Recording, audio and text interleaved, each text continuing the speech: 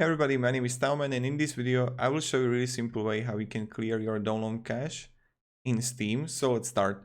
The first thing you want to do is go to right up corner to Steam and now click settings. And when you have it, what you want to do now is just simply change the clear download cache.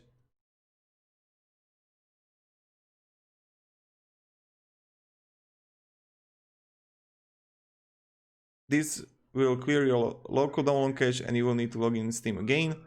And you can just click OK and then you got it. Pretty simple, pretty easy, and yep.